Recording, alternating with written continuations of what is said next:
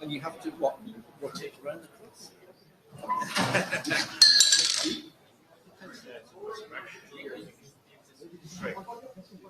I can take one with you.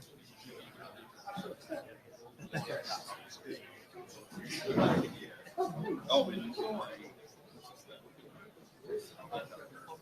here.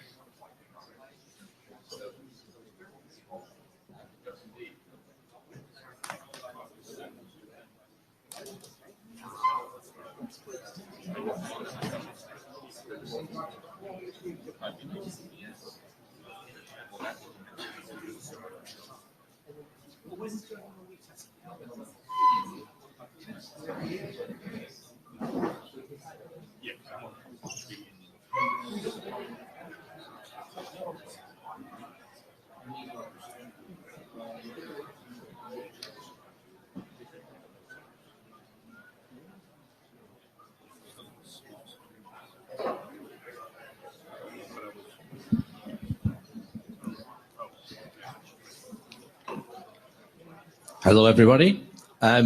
This is going to be Tsvwg. It feels very high up here. We'll get used to this. We require some people to help us with notes. Does anybody in the room feel able to take a few notes for us? Notes are always appreciated. We're happy to take whatever we're provided with and make sure that all the little bits and pieces are correct. So it's just really, really useful to have a note taker who provides us with that starting point, because we may forget something and we really can't have the meeting not being recorded. Brian, thank you. Get this slide.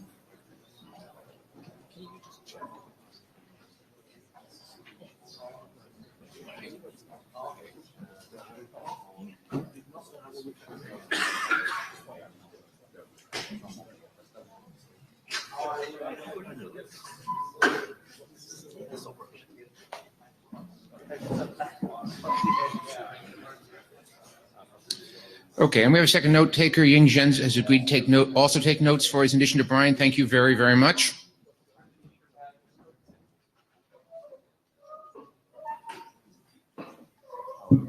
The Etherpad is slightly dodgy today. I don't know, they changed something on the back end and the links don't work, so like reload twice and it works fine.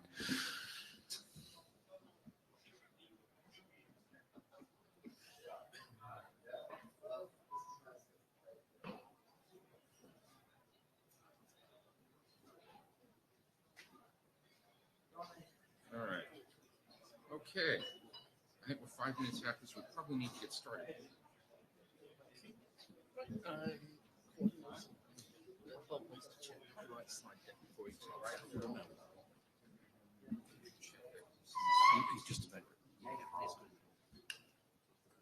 So, let's see where we want this.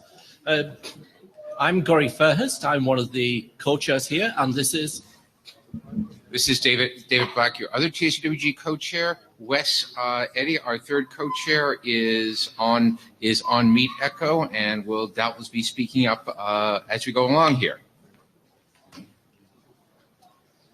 This is the usual note well with the usual warnings. Please make sure you've read it at least once. It does apply to everything that happens in this meeting. Okay, we have taken care of note takers, Brian and Ying Zhen, and Mike Abramson has agreed to handle jabber scribing. Thank you, folks. Quick reminder: there's been a bunch of reviews on the list. Please, more of the same. Reviews are what makes what makes the IETF function. And remember to put TSVWG in the name of any draft that you'd like working group chairs to pay attention to. General reminder that reviews are important. If you'd like your document to progress, please review other documents, and with luck, other people will return the favor and review yours. Okay. Now we get to the important administrative stuff. Progress and status. So we've had an RFC published since the last IETF. This is RFC 80. It's RFC, I think it's 8540 is the actual number. But I will have to go fix that slide. I clearly made it too late last. In any case, the eroding issues draft has been published, and I have to go fix that slide. The diff-serve lower effort PHP draft is at the RFC editor after about 4 times as much elapsed time as we thought it would take. Thank you very much, Roland, for putting up with this and getting it done. In addition, the diff-serve and WebRTC QoS draft is at the RFC editor. This is going to sound like a broken record because it's part of the well-known WebRTC cluster 238 that at some point will finally emerge for the RFC editor. Our new AD says it's getting close. He's inherited part of this. We have 2 IDs, the ISG, which we're going to talk about in a little bit as part of chairs. What happened is that the FEC drafts are basically done. Good work. However, they ran into a process hiccup at the IESG concerning a piece of code that is absolutely crucial to implementing it. That's being cleaned up, but they're at the IESG, and when we get we'll talk a little bit more about how we're going to clean that up. Okay, we still intend to send a couple of drafts to Working Group Last Call soon. I think this is like the 3rd IETF meeting in which we've done this. We somehow have to figure out how to get these to Working Group Last Call. This is my problem in that I was supposed to Working Group Last Call and I've had other things consuming my time. Okay, go ahead. this will happen after this IETF. I think Gori just threatened me with a broadsword. After this IETF goes on for a very long time.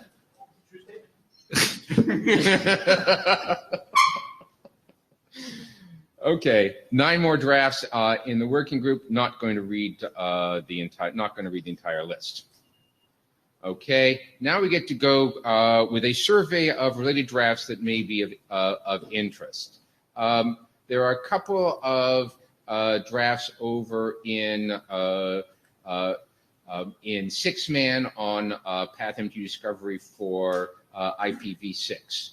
The L4S and DiffServ draft, one of Bob's draft, is before this working group. We're not going to be talking about it this time, but it's worth having a look at. It is a fairly important concept. Likewise, the DiffServ to QCI mapping for cell phones. We didn't hear a lot more about that one since we last talked about it, so might need to update that if you're going to keep it on the list. Okay. There was a presentation at Hot RFC session on loops, which is the successor to an overlay forwarding draft that we briefly looked at last time. Iju, when is the side meeting for that one?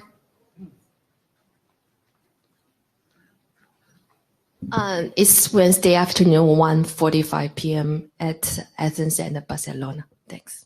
Okay, so that's the loops draft. There is Tom Herbert's been running a bunch of drafts. We've got a UDP space header draft and several GUI drafts over in int area. For the most part, pay attention to int area working group as a primary forum for these, at least for now. If something changes, we'll let you know. All right. The ECN for NSH draft in SFC. Oh, what an acronym soup. Is now an official working group draft over there that is related to the tunnel congestion feedback draft. As that draft moves forward in SFC, there's a very good chance that we'll bring the tunnel congestion feedback draft back up here and move that forward as underlying mechanism. There's an informational draft on low latency DOCSIS, for those who are interested in that. Stuff over in int area. There is a tunnels draft, a draft on fragmentation for fragility, and SOX protocol version 6, which is an internet draft is being discussed over there. Okay, on to the agenda.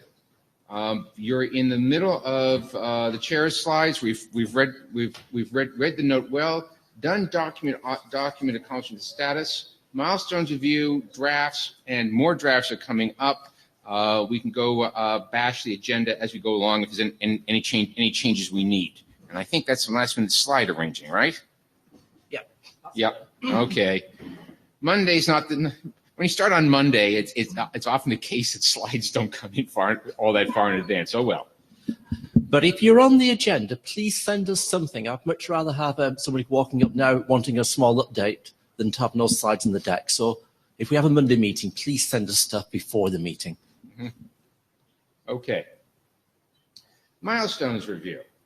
Okay, so the first two milestones in yellow or orange, whatever color that's showing up as, are the two ECN encapsulation drafts. Those need to be last called. If anybody's interested in being a shepherd for the drafts, please let us know, because the existing shepherd, that would be yours truly, hasn't been particularly diligent or attentive. But we will get these drafts called one way or another last call before the next IETF. Other stuff is supposed to happen for the next IETF. We're kind of optimistic here. I'm sorry. We're going to pull it over here. Other stuff is supposed to happen for the next IETF. SCTP NAT draft, we'll talk about that tomorrow. Transfer options UDP, we'll talk about that tomorrow. The 3 L4S drafts, we'll talk about those today. And then after the next IETF, packetization, MQ discovery for datagram, and the transport header encryption draft before the third IETF this year. Then after that, sometime the next version of SCTP. I'm not sure how good an estimate that end of year milestone is. That's what we're working from now. And tunnel congestion feedback, again, that's a guesstimate.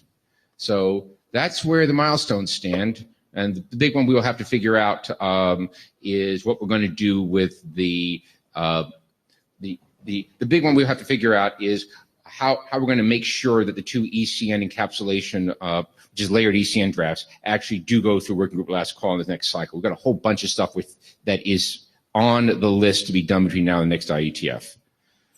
Okay. So, all right. So, okay. So the agenda for today. So this is the opportunity to bash the agenda.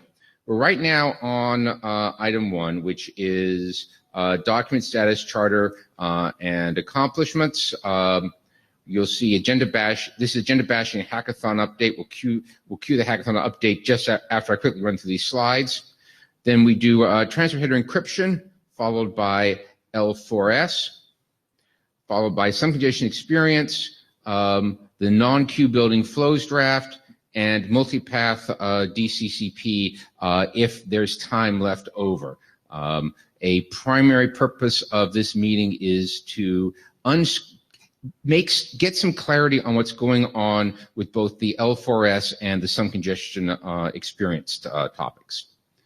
Then on Wednesday, there's only I think there's only a part 1. I don't think there's a part 2 to this. We have the SCTP drafts, which is both the NAT draft and the plan for the next version of RFC 4960, and datagram MTU discovery, UDP options, and if time permits, a couple of presentations on proposed new work. One is HTTP2 as a transport, and the other is the SCTP SCTP retransmit bit.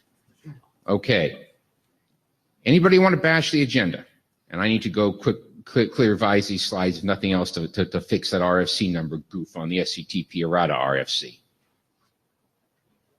All right. Consider the agenda bashed. Hackathon update. In particular, somebody should say something about TCP Prague.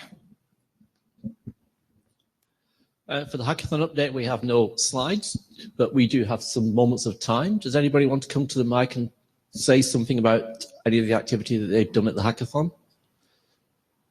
A few words just to call out stuff would be helpful.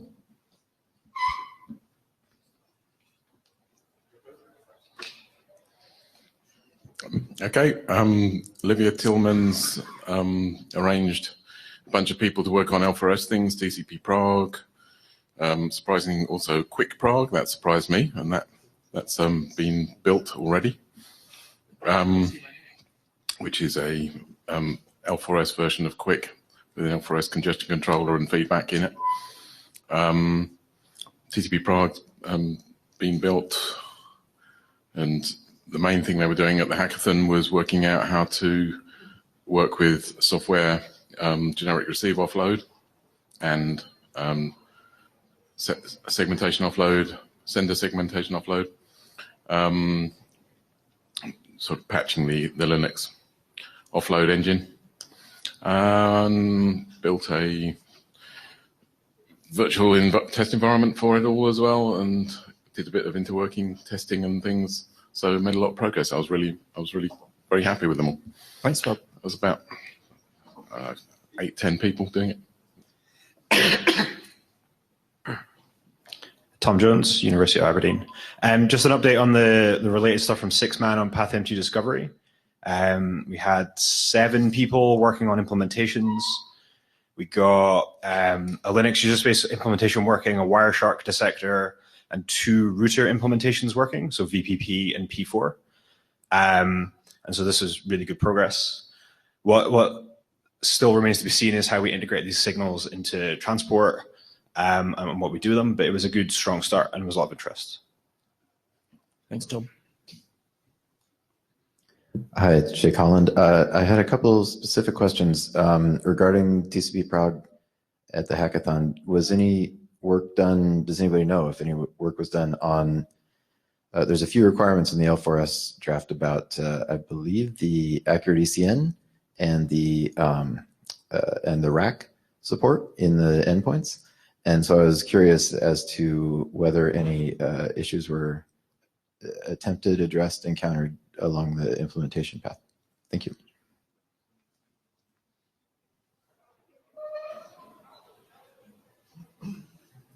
Yeah, sorry, this is Bob Briscoe again. You're right. I was didn't have a script, so I forgot the accurate ECN bit. Mira said we should remember to talk about it. So go ahead, Bob. Yes, that was largely where all the TSO GRO stuff. It was accurate ECN where that was all the issue, and that was there was some subtle interactions we found between accurate ECN and the Linux code, which is what they were trying to sort out. I can go into detail if you want, but it's probably for just those that are interested, I can do it afterwards rather than right now. Yeah. Okay. Thanks. Yeah, and I should say that accurate ECN is not only for L4S, and so that is now, there's an implementation of that, and it's available. It's part of the L4S tree, but it's another branch. Okay. Thank you.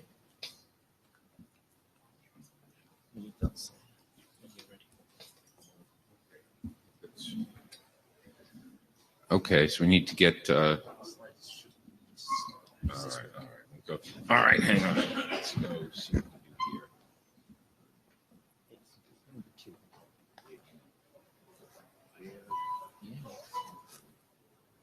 here.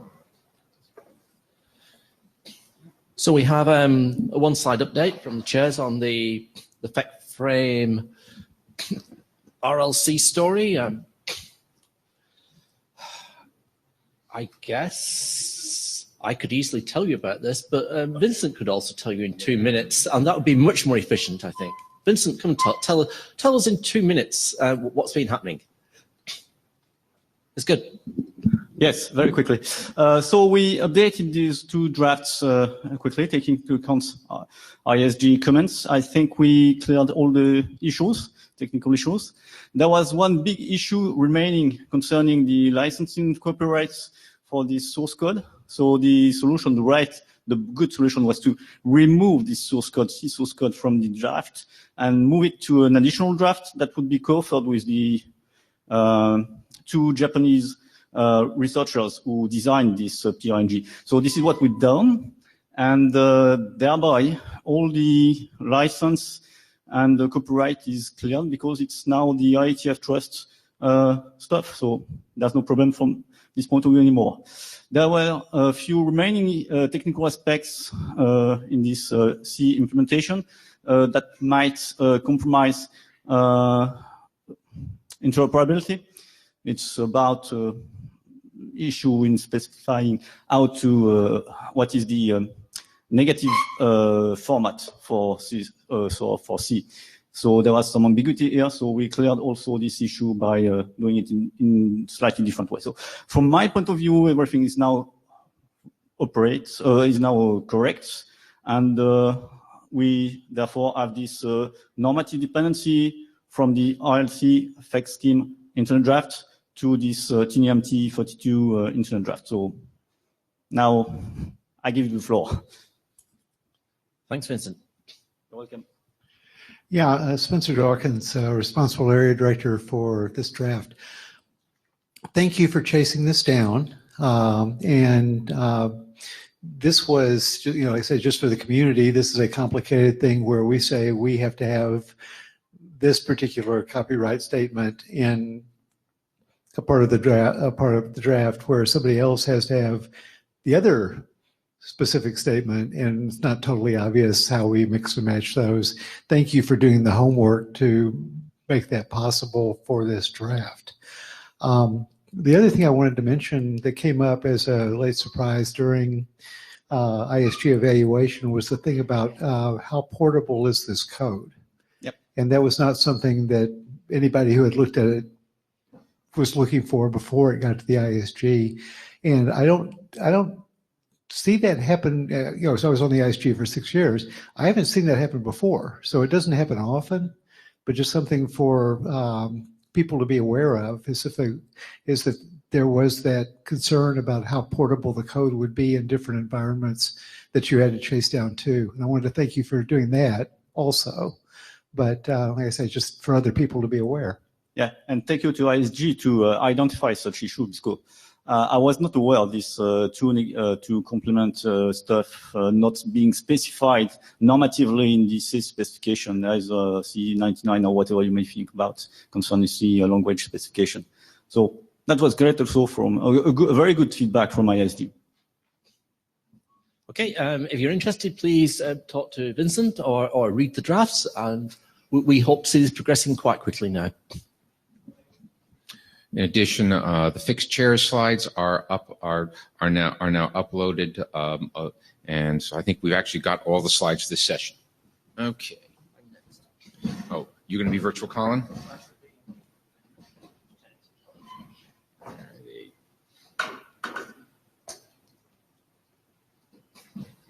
Yeah, you want? Hi, I'm Gori Fairhurst. As an author this time. Oh, you want me to click?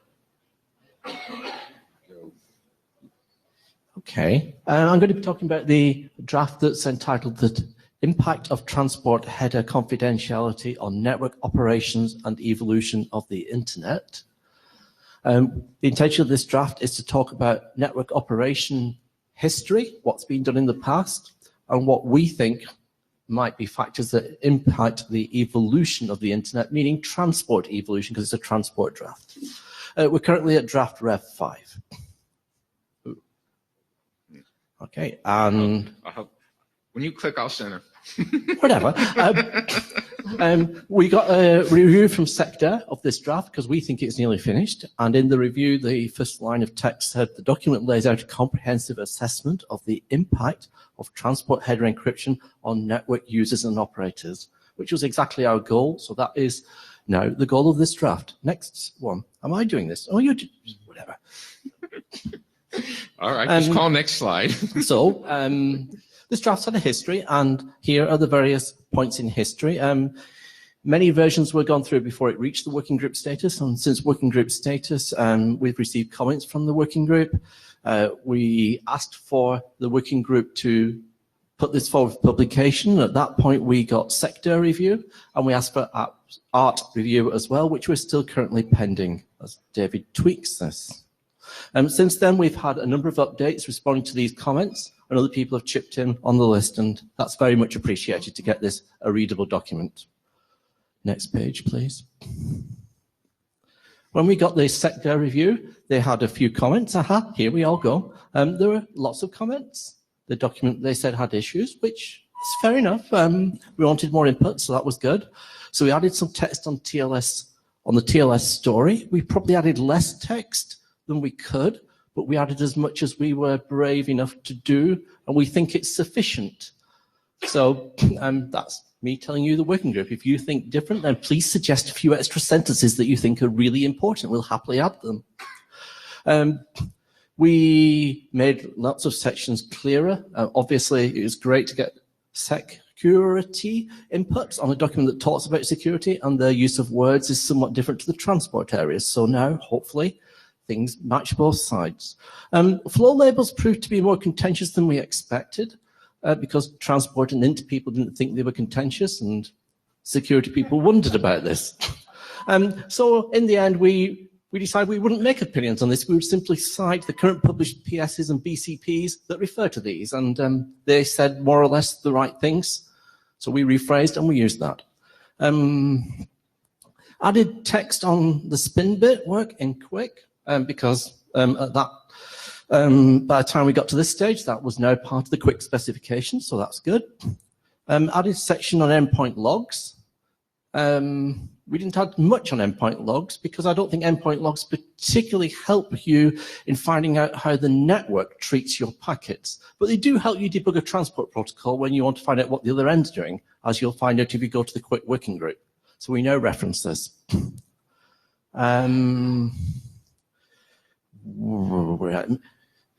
Made a separate section. Oh yeah, we made a separate section on research and development because I think that's actually an important topic as we move forward. What is the impact of encryption on the research community, or the way in which we develop standards here? And it's not the same as on operators. It's a different community who've been closely linked with transport over the years, and we have to figure out how we go forward. So we don't provide solutions. We don't even identify the real problems, but we say this is what was done, and now we need to think. And we added more references. We got lots of comments from people individually, and we hope we addressed them all. We didn't add speculation about new proposals that were going on in the IETF or IRTF. We're aware of stuff like in the Privacy Enhancing Research Group, which might be really relevant, but currently it's not received much attention in the IETF. It's a big room when it met this time, so it would be exciting to see this happen in future, but we don't really have operational experience for that. And we didn't also comment on things that are presented in MapRG, which were things in progress, which will naturally mature over the years. I suggest you go and look at these groups if you're interested in this, because there's lots of good things going on. Next slide, please. Well, we may wish to bash the summary at the end of the document again, but we don't really have much on our to-do list. Next slide, please. So, anybody got questions, comments, or opinions? Our suggestion is that we would like more feedback, and if people provide feedback, we would love to hear from them.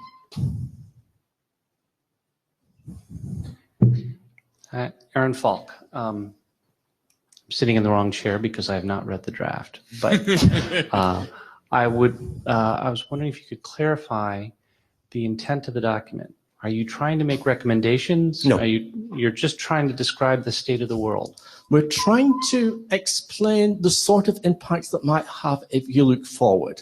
That's not making recommendations about how to get to that place, but it's just saying in the past, people did this, and they had a reason for doing it, which was that. Now, you might not be able to do that, but you still may have that reason, and it's left at that point. I mean, we would like to follow this with another document if the IETF could agree how to fix these things.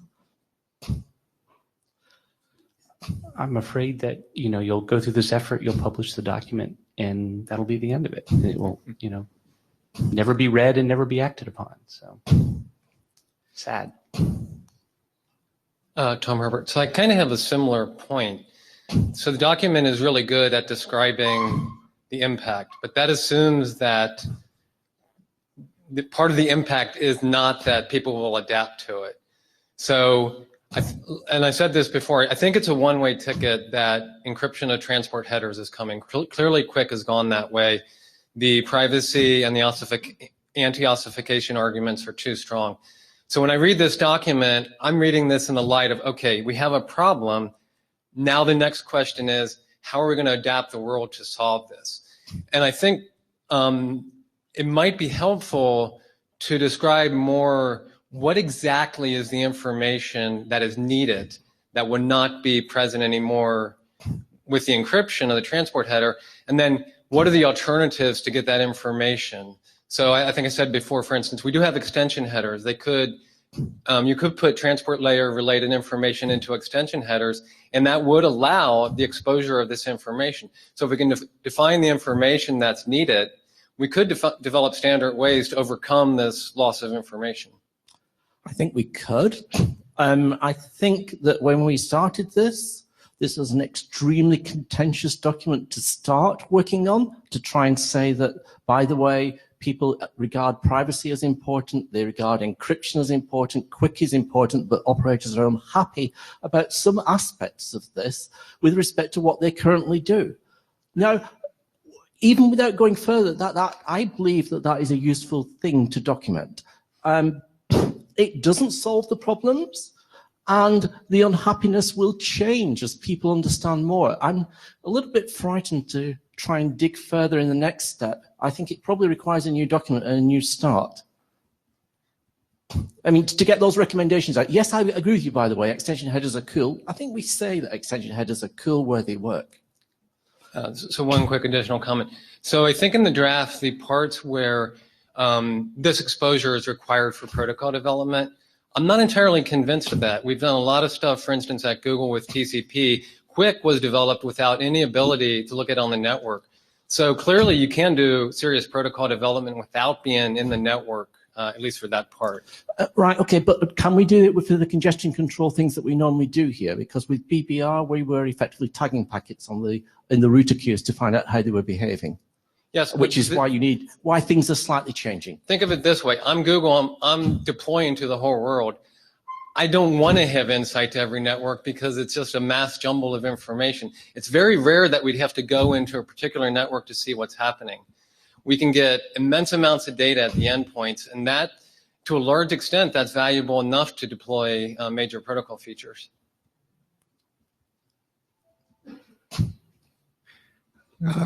Spencer Dawkins says the soon-to-be former area director for this draft.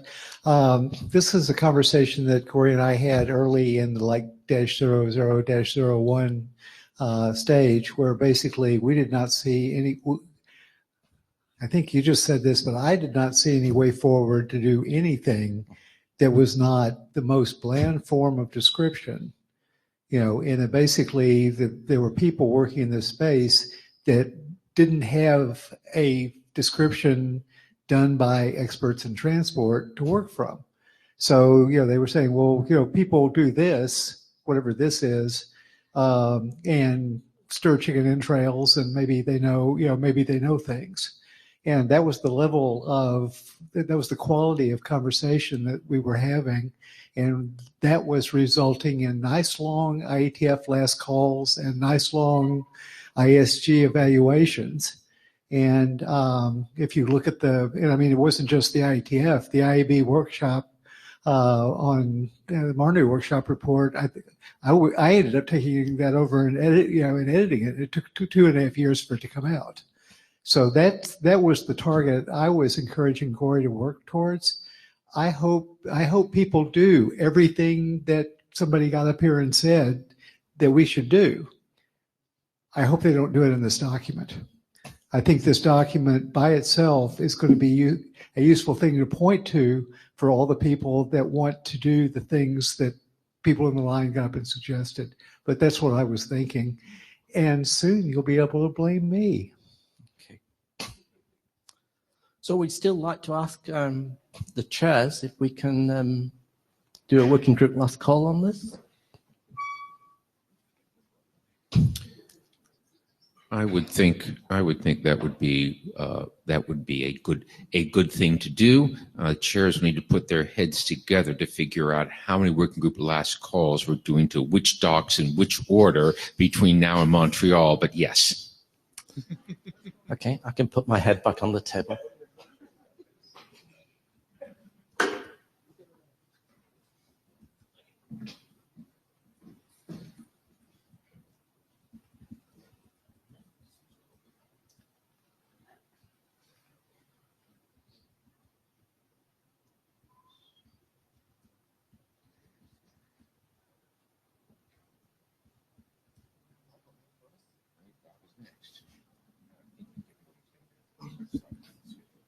Yes, that's good. Okay. So, Bob, do you want to come and talk about the L4S work and give us an update on these documents? Slides are not up to date. They weren't a few seconds ago. Okay, well then that is an issue. Hi, Bob Briscoe. I guess I can start introducing myself and stuff. This is about low latency, low loss, scalable throughput, or L4S. There are 3 drafts on this. There's the L4S architecture, which I'm not really going to talk about today.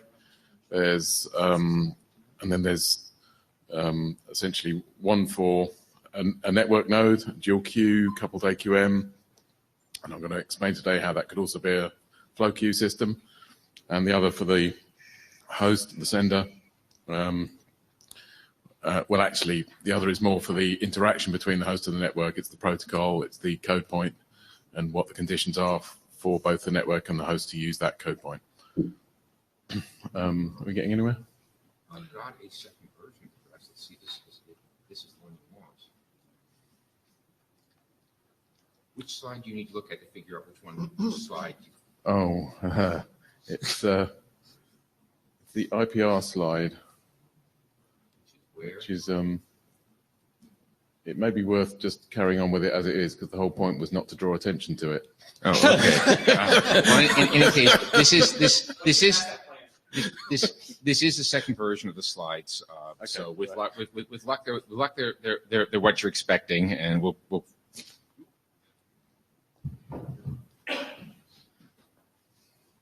Okay, we'll try this. Sorry. A little bit of game plan on time. 10 minutes or less for presentation, and then we will allow some additional slack time, which we do have on the agenda for question and discussion. So the goal is to get through a brief presentation, and then any questions and discussion can start from there. And we have some time to allow it to run, and we're going to do the same for the sun congestion experience presentation. Okay. Okay, so a quick recap on what L4S is. Extremely low queuing delay is the motivation, and for all internet traffic, that includes link saturating, capacity seeking traffic like TCP, not just the odd game packet and DNS and things like that. And it's about 1 or sometimes 2 orders of magnitude better than the state of the art, and you'll see that on the next slide. Getting about 100 to 200 microseconds median queuing delay, even under heavy load, which is pretty cool for maybe a 10 millisecond internet path. This is internet paths, not data centers. Getting in queuing delay in the microseconds, hundreds of microseconds, as opposed to the 5 or 15 of FQ log pi. And the intent of that is to enable all the new applications that have been sort of arm-waved about for years, the VR, the controlling nuclear power stations, or whatever you want to do over the internet these days, remote surgery and all that. And so, augmented reality, et cetera, et cetera.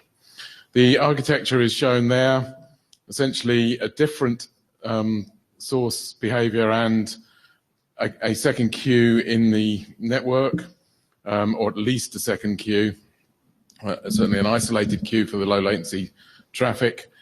The lower orange queue is not intended to be a sort of lower priority queue. It's intended to be for old stuff. It's the legacy transport protocols go in there, and it would be the same with a multi-queue system, a FQ system.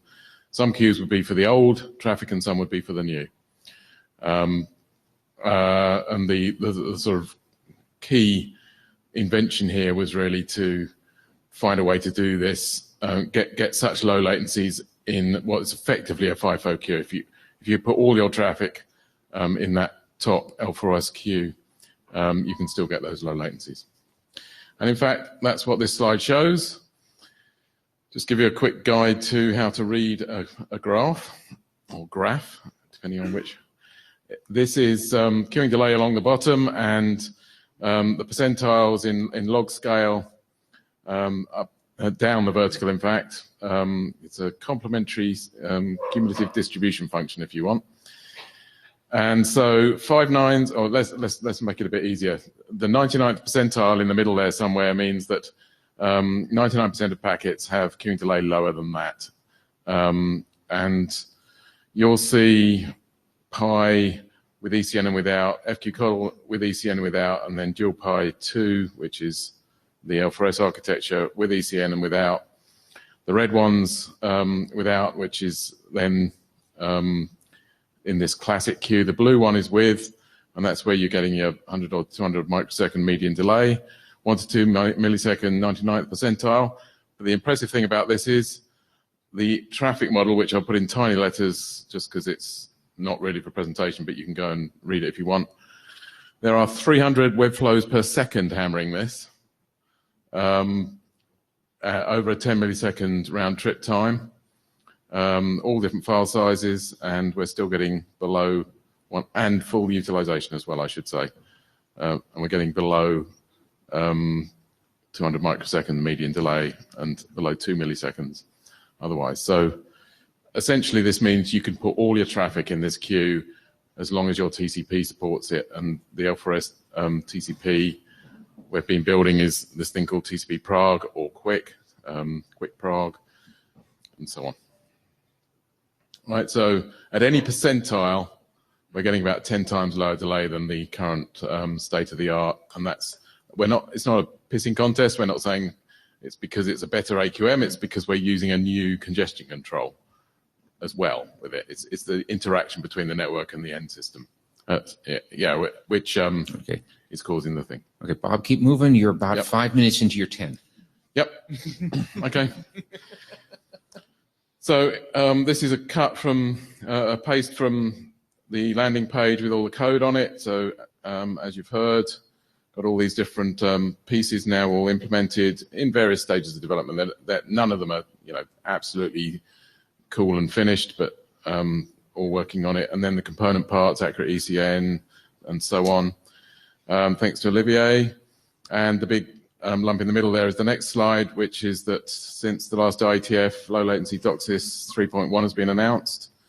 The specs were released in January, and it is now mandatory to have low latency DOCSIS, which is a section of the DOCSIS spec, DOCSIS 3.1 spec, for both cable modem in the upstream and CMTS in the downstream. And so it's mandatory to support L4S, and it's also mandatory to do a number of improvements in the MAC layer to improve the request grant loop, which deals with those two main causes of delay in that plot and gets them down under a millisecond. There's a white paper on it as well. Those orange things are all hyperlinks in the slides, and certification test plans are nearing completion, and implementation is in progress. So anyone interested, come and see me afterwards, and we can talk about trials and all the rest of it. And applications to run over it and stuff. And I should add that Cable Labs, obviously, the working group that's been working on this is with all the vendors around the world, all the cable operators around the world. So, it's not just US, it's not just any particular country, it's everywhere. Right, moving on to what we're doing in the IETF with L4S. Thank you to all these people for their reviews. It's a bit of an awkward slide because obviously reviews, you don't know whether people support you or not. So when I put non-supportive there, that doesn't mean to say all the rest of them support it. They're just giving comments, but those that specifically said they didn't support it are there. And some people are just trying to find out more information. So Michael, do you want to drop it? Just add me there. I've sent an email to the list, and you can put me to the non-supportive. Thanks. Okay. Okay. So there have been full reviews from Nicola Kuhn, Gori Twice, and Richard. And as I say, I'm not necessarily saying Gori supports this. He's just reviewed it in full, or any of those people. And more focused reviews from Michael, Ingemar, Praveen, and David. Ingemar mainly on the effect on real-time transports, Praveen on TCP, David on the sort of rack requirements. Then we've had reviews from the slides going up and down. We're trying to move you along. You have 3 minutes left. Right. Okay, so the technical issues. Drop detection, we've had to fix some bugs in Linux DC TCP, done that. The main outstanding technical issue that's been raised, particularly by Jonathan Morton, is the ability to detect classic ECN, a classic ECN bottleneck. Now, we didn't put this as a high priority. People obviously, or some people want us to put it as a higher priority, and we've accepted that. We're trying to dig into why Apple's study found so much CE in certain countries, Argentina and France particularly for some reason. That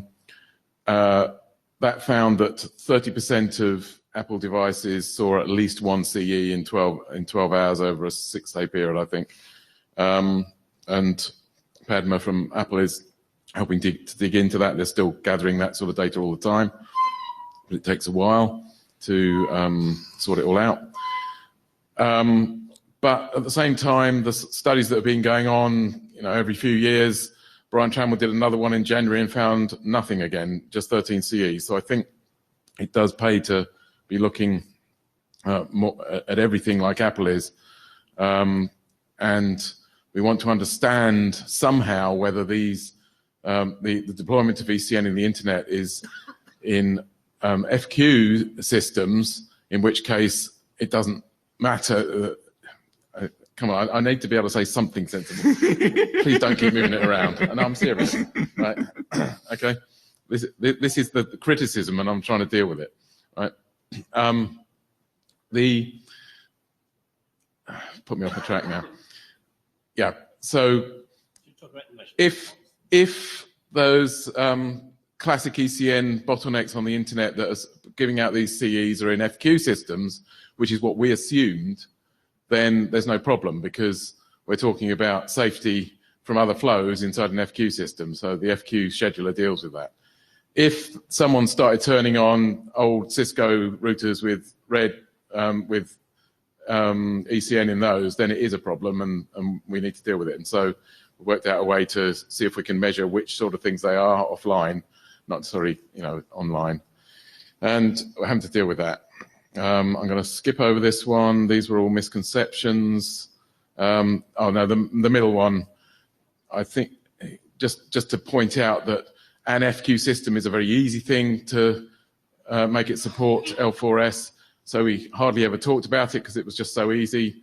And some people have got the impression that that means it's not going to support L4S. Well, it's just we didn't bother saying much about it because it was so obvious.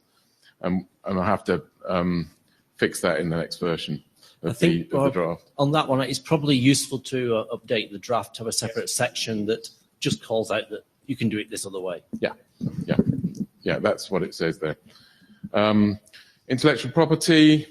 There is an IPR declaration on this from Nokia on the dual queue coupled AQM with FRAND terms. There's a GPLv2 license on the Linux implementation of this, which of the same thing with Nokia people on it. And so that's all I'm allowed to say. Just stating facts. Maybe we can interject to stop you, to let you talk after we've talked. But on that one, I think the chairs would be interested in finding out more about the IPR and whether the drafts are able to be implemented without that IPR. Right. Okay. That's an observation, and we will be continuing that. If you have opinions on this, please come to the mic or please talk to the chairs. And there has been some discussion on the list, and obviously the discussion I've just been having about FQ being an alternative and so on, and the fact that there's GPLv2 on the Linux code is another way to get around it. Sorry, that's my personal comment, not on behalf of all the authors. Right. Okay, next slide. This is the last slide. So we've got to deal with that classic ECN bottleneck case and some minor text updates to all three drafts. And once that's all satisfactorily resolved, I'm hoping we can go for working group last call on the three of them. And then, the experiment is already starting. We've been fairly careful about releasing the code because obviously we're using ECT1 on the internet, this last unicorn. So you have to manually configure it to be on. It's nothing's by default, so hopefully it will not stay on for years if this experiment doesn't work or whatever. Right. Can we take questions? While people are thinking, I'd like a show of hands for people who've read the current version or a recent version of the ID and architecture drafts. Have you read both of these? 1, 2, 3, 4, 5, 6, 7, 8, 9, 10, 11, 12, 13, 14. Yeah, I see 15 dozen hands. Good. Yep. Has anybody read the dual queue internet draft recently? Slightly smaller, which is what I thought. Okay. Questions, please. Michael Urban. So you said about the implementation and running code. So is this Linux code or where is that and what's the status? Right. When you go to that page, that URL at the top, there's dual queue coupled AQM for Linux only at the moment. That's the GPLv2 code. The Curvy Red implementation is not public yet. That's in hardware for high-speed switches. and I'm not allowed to say who it is yet because they want to announce it when they do it. TCP Prague is Linux only at the moment. Quick Prague is for any operating system, but not being tested on anything but Linux yet. And Scream is, I think, also for any operating system. But okay, so are these patch sets against the Linux kernel for like the most recent? They're all the things I said about Linux were they're against the most recent kernel, and we're putting those patches onto the NetDev list. We would have put them on, except that the guy who, ironically, who had to do that, couldn't get access to his email because of the VPN. We couldn't get access to an email server that formatted things in the right way for that list. You know what I mean? No, I know the problem. Yeah. Okay. Another question. I've seen in some of the drafts, I'm reading there's a NQB. No? Yes. No, non-queue building. Yes. Yeah. So there is a flow classifier there. The draft hand waves around per flow traffic statistics and so on. I thought this did not have a per flow, didn't need it. No, it's not. There's queue protection in there that is per flow in the DOCSIS system for operators that want it to be able to kick out individual flows that are causing more queuing than other flows. Right. So it says something about queuing behavior analysis. This mechanism would utilize real-time per flow traffic statistics to identify whether flow is sending traffic at a rate that exceeds blah blah blah. Yeah. So this is not needed, but you could do it, or yes. Yeah. And I did intend to put a draft in on that to basically copy it out of the DOCSIS spec. The DOCSIS spec, you can go and look at it, but just to make it into an internet draft, essentially translate it into ASCII for people who can't read Times Roman or anything like that. Okay. So is that in the running code as well? So you can test? No, not at the moment, but I don't see any obstacles to doing that, but I haven't gone for that approval yet. But right. Do you think that will be done in the hardware kind of implementations for modems and CMTSs and so on? Okay, so the modem implementations, they're all going to be software upgradable, field upgradable. So this is all going to be done in software on top of the existing 3.1 modem hardware. And the software for that queue protection has already, an NS3 implementation has been done to simulate it, and it's now being implemented for the particular hardware platforms. That's the Intel and Broadcom ones. Bob, so while we're getting to the next question, could you quickly summarize the note you sent to the list about PI2, Curvy Red, and the patent? Right. This will have to be me individually, not on behalf of the co-authors. That's you individually. That will have to do because messages are sent as individuals. That seemed to be an important message that bears on how we think about that patent with respect to what you've done here. Yeah. So this starts to get conjectural because there's actually 3 IPR declarations, and one of the earliest one is very general. So, I believe there's prior art on most of the things, and so but beliefs aren't important in IPR. So I'm not going to say much more about that. Then there are 2 other declarations, one of which is about a particular scheduler called the time-shifted FIFO, which you don't have to use, and in fact we don't recommend it, so I'm not too worried about that IPR declaration. And the final one is about the dual queue coupled AQM, and all the claims in that, as far as I can tell, and as far as Alex, who posted the note on the list, could tell, require the dual pi squared AQM, and the whole idea of the dual queue AQM coupled AQM internet draft is that it's a general framework for slotting AQMs into it, not just the dual pi squared one. So that third patent seems to be only about dual pi squared as an AQM inside that framework, but you could put other ones in.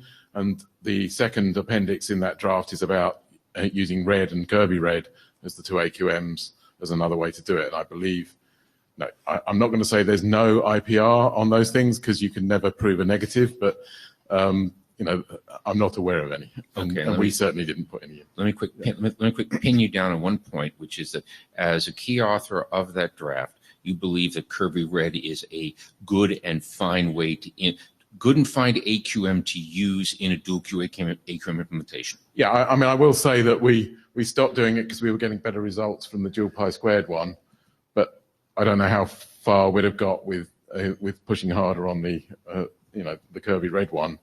And Kirby Red is the one that's being used in the high-speed switches area. So, yeah, I can't really answer that question because we haven't fully tested it because we never continued down that direction. But yeah. Yeah, you have your Rod Grimes with the FreeBSD project. I just have a question about, are all of the pieces to implement L4S documented in RFC draft? Because it sounds like there's some pieces that are coming outside from DOCSIS. Right. Yeah, the only piece hardware that vendors. The only piece that isn't is this queue protection function that we just talked about as optional. And we intend to put that into an internet draft. It's just with all this blowing up recently, I didn't get it to the draft deadline. But it's, you know, the DOCSIS spec with it in is openly available. The links were on these slides. Yeah. Thank you. Yeah. In pseudocode, that is, not the code. Yeah. Oh, and the other thing is, Tom Henderson is pushing as hard as he can to get the NS3 implementation of that queue protection function and the dual queue AQM for DOCSIS all released. And there's a DOCSIS model underneath it, which may take a bit longer to bring out, but the whole intention is to bring it all out. But the trouble is we're sort of working on it at the same time as trying to publish it, and you sort of want to get on with making it right before you publish it and so on, you know, so it's. Okay. Yeah. One more question from up here. How close is the TCP prog implementation, or quick prog for that matter, to satisfying the rack-like requirement that's been the cause of all this excitement over at least a couple of IETF cycles? Right.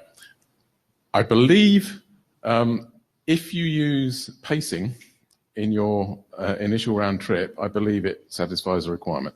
I'm asking about running code. Yeah, that's what I mean. Yeah. Okay. Yeah. I mean, it depends how you configure it, but yeah.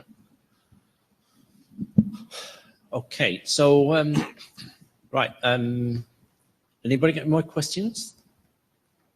My question to Bob is, do you think now it might be an appropriate time to arrange an early review from the people who come to the IETF who might need to read this who don't come to transport? In other words, can we send it to maybe interior review team to get some feedback on whether the interior has problems with the ID and architecture drafts? That would be a very good idea, yeah. Please tell us when you've applied the edits and you're in a position to do yeah. so. Other people, please comment on the list because we now have a chance to change these documents and refine them, but we are going to try and solicit some wider review. Okay. I think it's time to experience some congestion.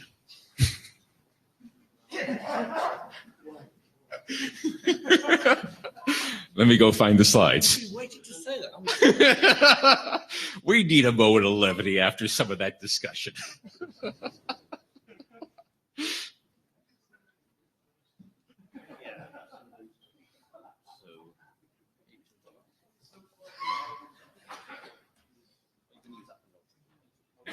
Okay, and if I've done this right, the clicker's going to work for you. Yeah, that looks good. Okay. So I'd point out that Jonathan is is not only a speaker, he's also wearing a newcomer ribbon, which is truly impressive.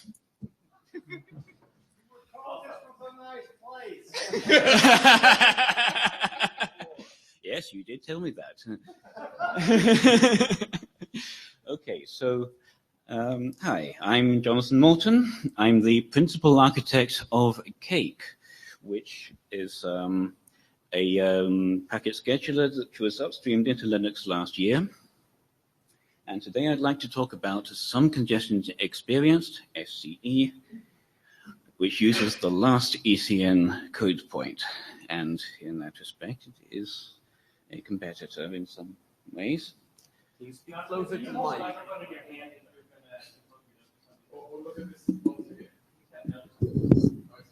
Yeah.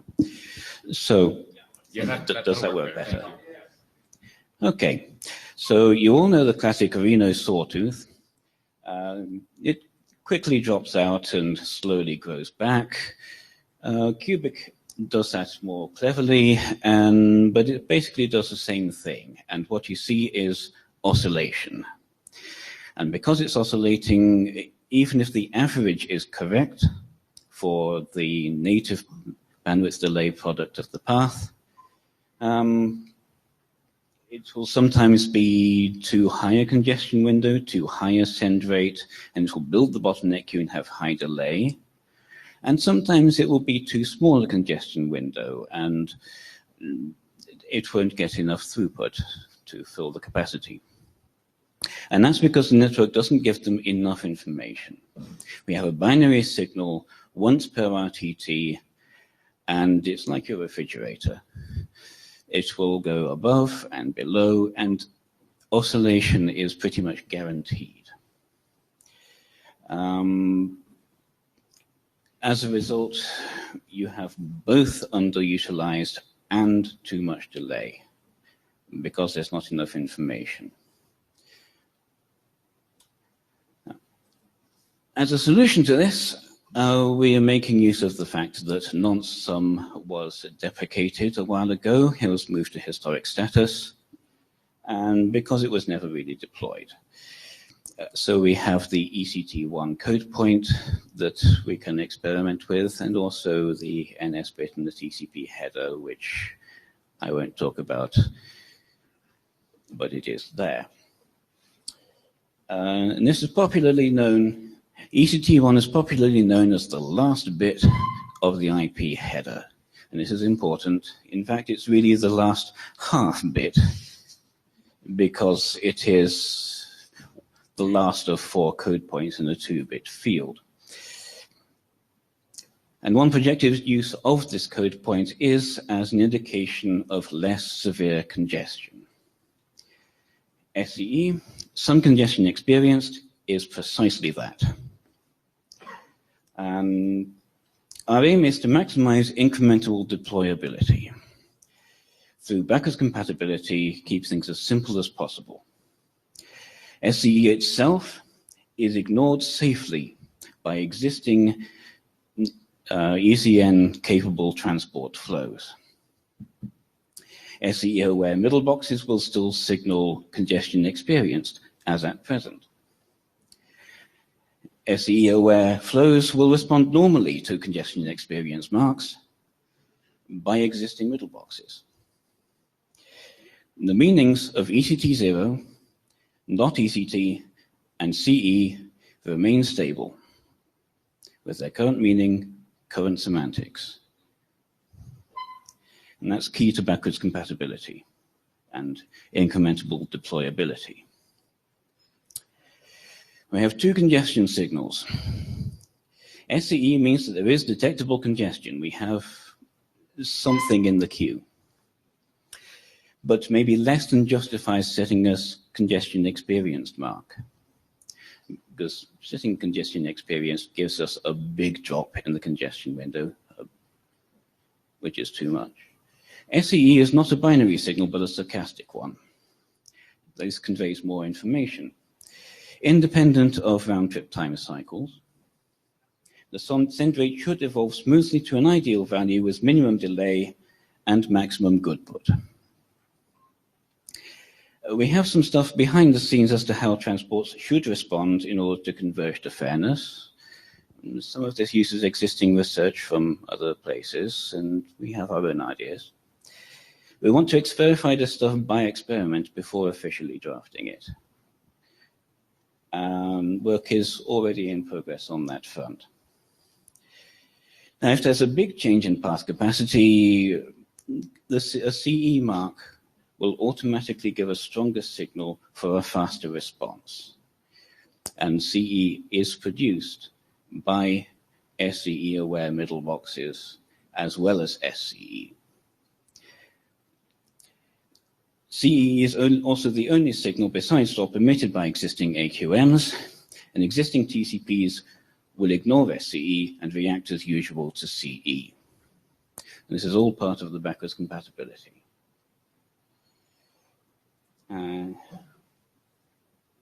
We have a state diagram for what we're allowed to do with this ECN field. It's a very simple 2-bit field. Not ECT always has to stay not ECT.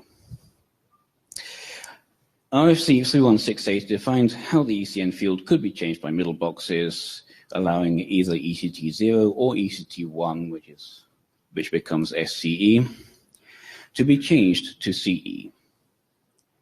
With SCE, it is also permitted to take this extra diagonal path from ECT0 to ECT1, from ECT to SCE. But to preserve congestion information, it must be required not to allow movement in the opposite direction from CE to SCE to ECT, as that would erase congestion information.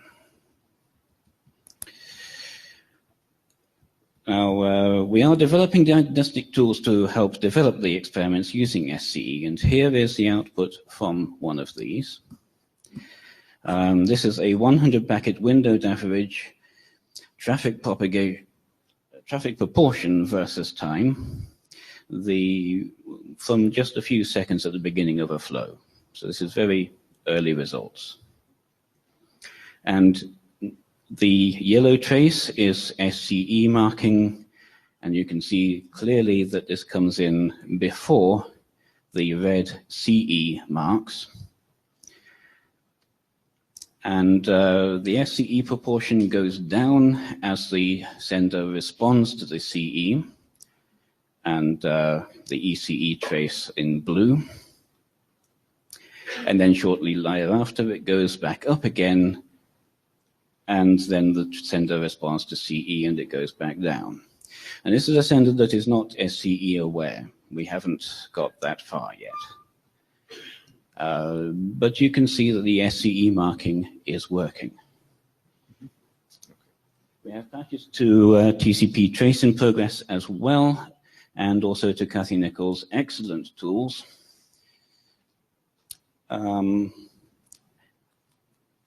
As evident from the previous slide, we have some running code.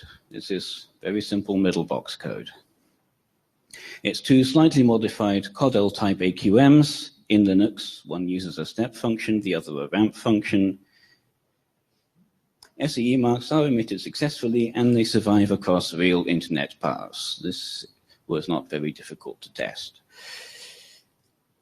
Work is ongoing to refine the system level behavior, hence experiment 3, checking our maths.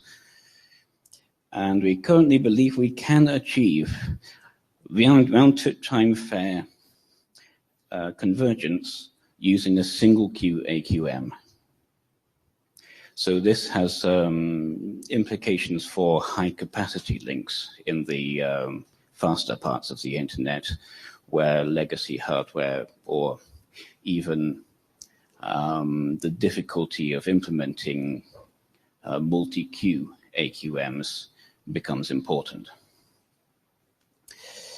We also have work underway to hack together a demonstration transport protocol for real-world verification of the system behavior. And we will keep more details on our website at bufferbloat.net. Would you say a little bit more about what you meant by check our maths for experiment number 3? Basically, we have some internal proposals for how to make the TCP sender react to SCE markings. One of these proposals is actually to reuse some work from DCTCP. This is pretty likely to work because of DC-TCP.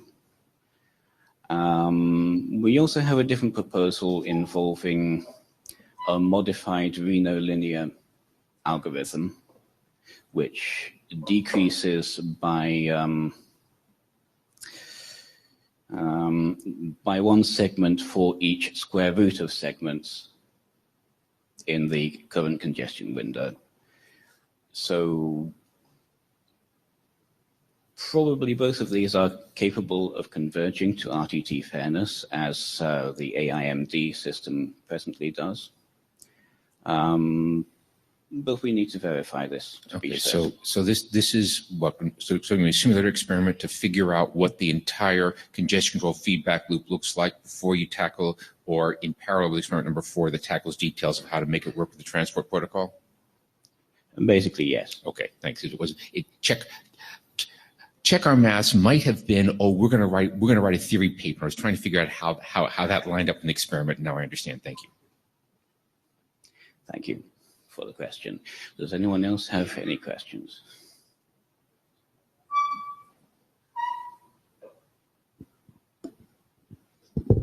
Hi, Brian Trammell. How long do you think this is going to take? That's a good question. It really depends on how many people we can, with the right skills and interests, that we can get involved in this. At the moment, it's just me and a couple of other people.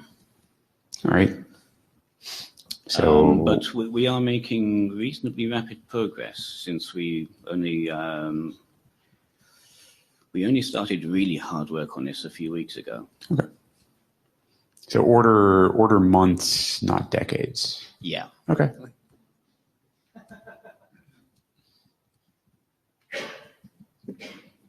So a quick chair question. Are you intending to update the internet draft that you submitted?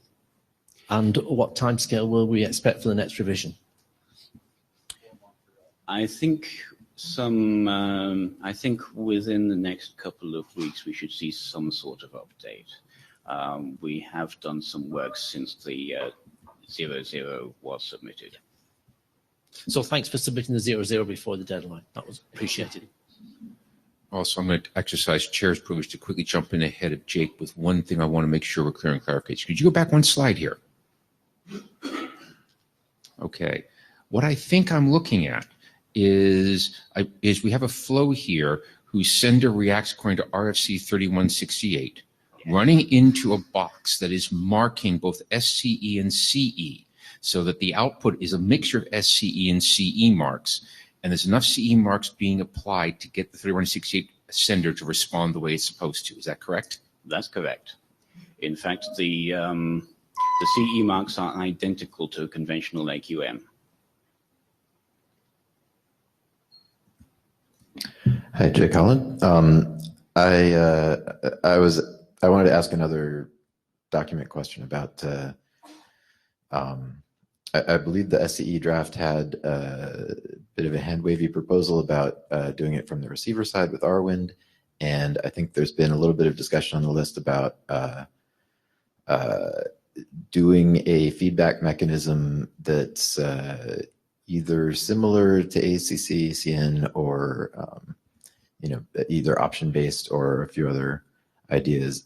Could you speak to how do you see the separate proposals and the separability of different proposals in the upcoming documents? Like, would you integrate one with SCE, or would you have a separate document about how to do the feedback, or what are the plans?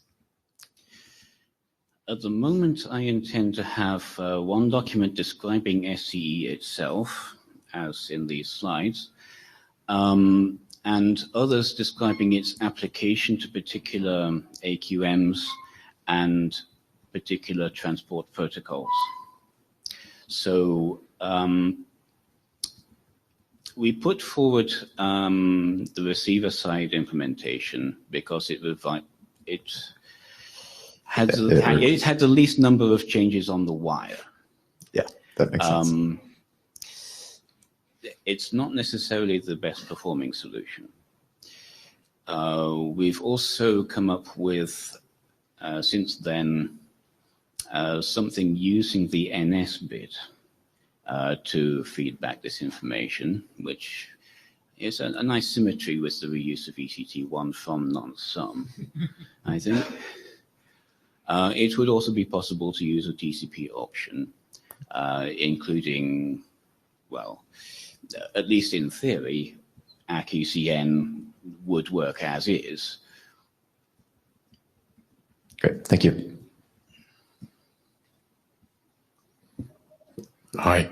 I've got two questions. The first one I might as well, as it's on this slide. This is Bob Briscoe. Yep. Independent in this context. I'm independent in the context of end-to-end stuff, and I'm Cable Labs in the context of network stuff. Right? So. Okay. Yep. The CE markings. I think when you get this going with an end system, I mean, I understand why you have the two, because for the backward compatibility for a classic ECN and a 3168 ECN router or network box. But once you've got an end system congestion control that recognizes the SCE markings, I think it's very unlikely you're going to get both at the same time. I mean, as you saw in the percentile plot I showed, second slide or so, the threshold, the lower threshold level, the shallow threshold, tends to be a ceiling for where your congestion control gets to. And so if you're getting some CE marks as well, that means your percentile of queuing delay is also going right up into the queue, and we just don't find that. So the idea is on having a mixed signal and being able to get more information out that way. Might happen for slow start or something like that, but you essentially don't want to have that happening if you want a low delay congestion control anyway. You want to stay. You don't want to go and get the CE signal, because then that means you've effectively failed because you got too far into the queue. Is there a question there somewhere, Bob? Okay, that was a point, I suppose. The question is regarding the behaviour of tunnels with the SCE marking, and I had prepared a slide that's at the end of my slide set in a spare slide to explain this. I don't know whether you can jump back to that. Essentially, up until not that long ago, 2010-ish,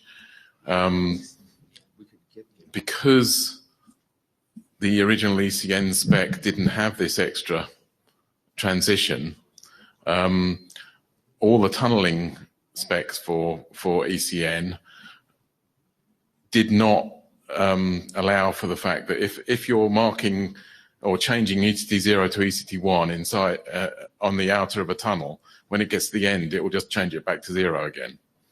So these graphs here come from the time when I got that tunnel mechanism changed, which benefits you, but I'm pretty sure you'll find a large number of tunnels on the internet do not do this. So the difference is the before and after in those two.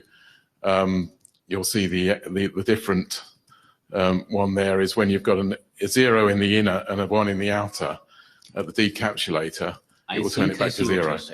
Yeah. I think I see what you're saying. Yeah. So you're saying that the SCE information can be erased. Yeah.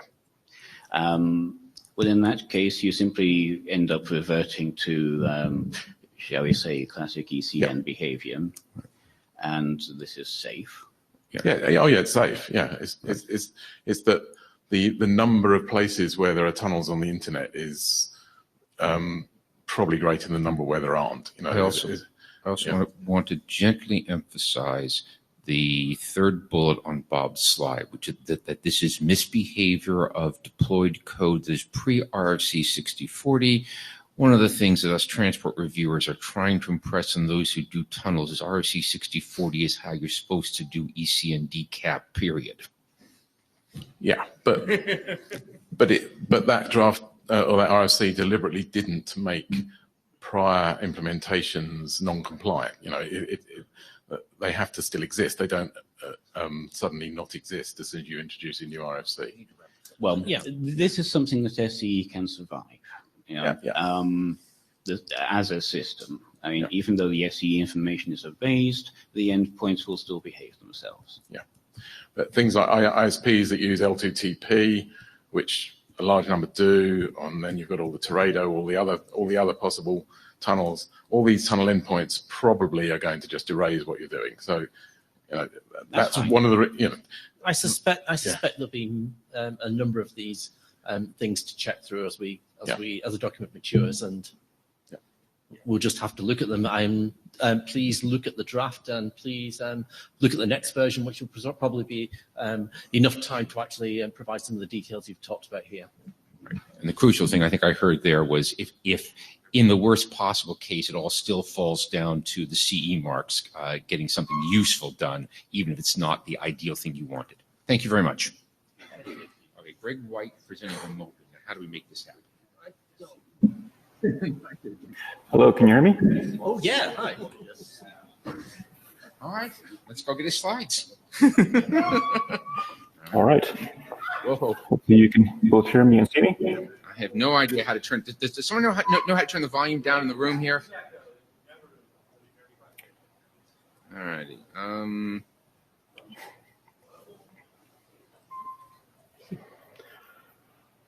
All right. Hi, Greg. Your slides are up. Okay, thank you.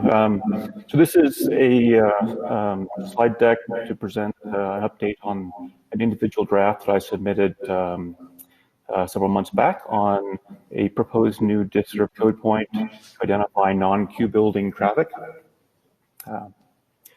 You can go ahead to the next slide. Okay, next slide, Michelle. Thank you. So the goal of this new code point is to enable both low latency and low loss for sparse traffic flows. And I'll just jump down to the first use case for a moment. The use case that motivated this development is in a dual queue L4S link, where you've got a low latency queue as well as the classic queue. We'd like to be able to identify non-congestion controlled flows that can safely coexist with the L4S traffic in that low latency queue. And there are an awful lot of flows that could very likely coexist very nicely with congestion controlled L4S traffic and could get the benefit of ultra low queuing delay. And so there may also be some other use cases that could make use of this code point. There's currently a draft that illustrates potential use on LTE or 5G links. And I've exchanged an email with the author of that draft to work on coordinating progress on this code point. Also, potentially in an FQ-CODL link, there could be value in having a sender mark its packets as non-queue building. FQ-CODL, as I think most folks probably know, already has a mechanism to identify sparse flows and give them a priority treatment in the scheduler at DQ time. But potentially marked NQB marked flows could be given slightly different treatment in an FQ system, potentially disabling the CODL packet drops to allow those non-congestion control flows to not experience CODL-induced packet drop. Now I'll just go back to the goals again. I mentioned the first one. The other two, the goal here is that this code point is not conveying a value judgment or an expression of relative importance of the traffic relative to other traffic on the network. It's intended to describe a verifiable behavior of the traffic. And so as a result of that, the intention is that there would not be an incentive for applications to mismark their traffic. All right, can go on to the next slide, thank you. So the use case, Bob Briscoe already mentioned that we are supporting L4S in DOCSIS 3.1. In the box on the lower right, there's the link again to the informational draft that we submitted that describes the use of L4S in DOCSIS, and also a pointer there to the queue protection algorithm. So the diagram at the upper right shows the functionality here. You have a set of classifiers that map incoming packets into either the low latency queue or the classic queue. In DOCSIS 3.1, we're looking at either the diffserv code point being this NQB value, or the packets are marked with ECN with ECT1 value or CE, and that would direct a packet towards the low latency queue. All of the packets that flow through that or are destined for the low latency queue flow through a queue protection algorithm, which there's been a little bit of discussion on that on the list, as well as has been mentioned previously in this session. And the goal of that algorithm is to track the latency of the low latency queue. If there is a queue that starts to form there, to identify the flow or flows that are causing that, and to redirect the packets from those flows to the classic queue. I'm not intending to go into the details of the algorithm in this presentation, but again, you can read the details in the link on the lower right. Okay, next slide.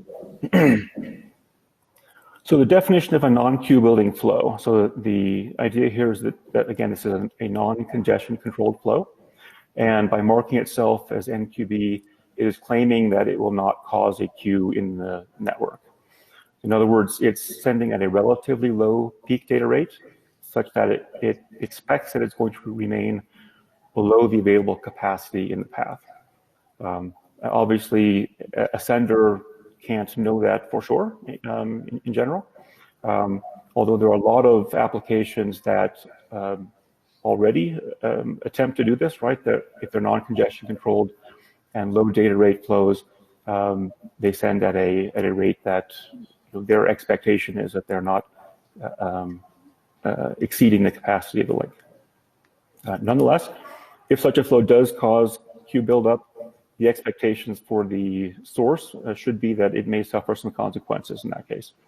So in the L4S case with queue protection, the mismarked packets, or packets that were marked non-queue building but are causing the queue to form, would get reclassified to the classic queue. And as a result, they may see higher latency. They may arrive out of order from some of the other packets in that flow that may have gone on the low latency queue. In the case of LTE or 5G, this is a suggestion, I guess, that such mismarked packets in that case may see higher loss. Question mark there, because that is not an aspect that's been discussed in detail in the LOLA draft, but we would work on integrating the right treatment for that scenario as well.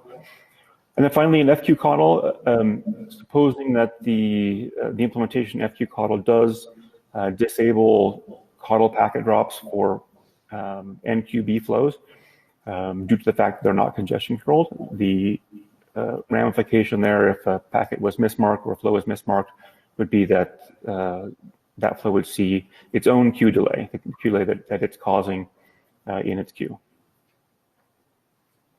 All right, next slide. And then for the NQB definition, this is reflecting what's in the current draft with one delta.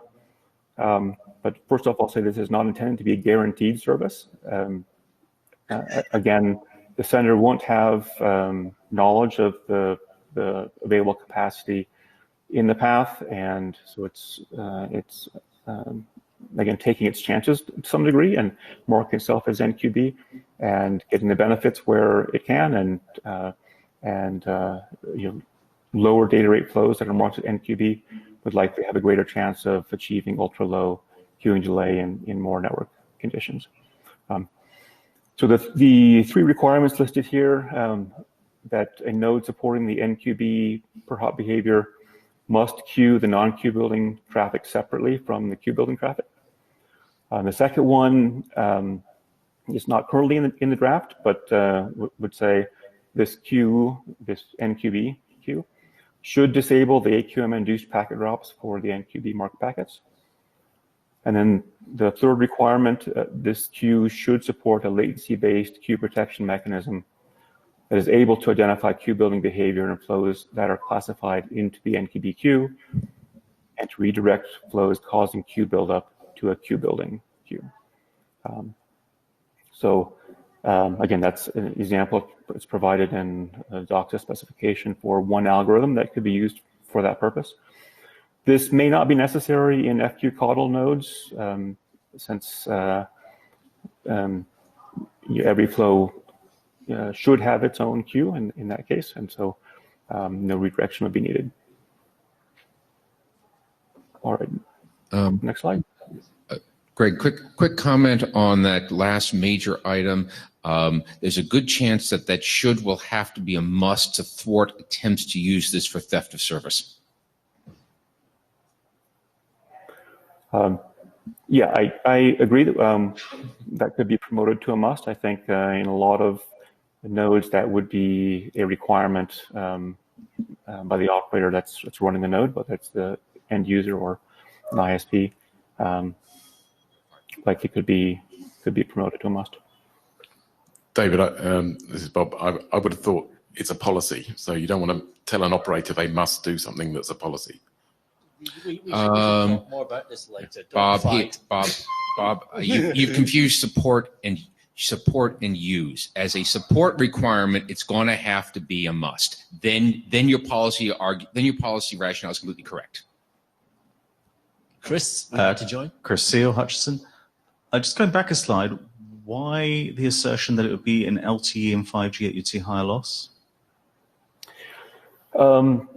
So in the LOLA draft, that is the stated assumption that that if a flow is marking its packets as NQB but is bursting at a higher rate than the link can support, that the ramifications of that would be higher loss for that flow.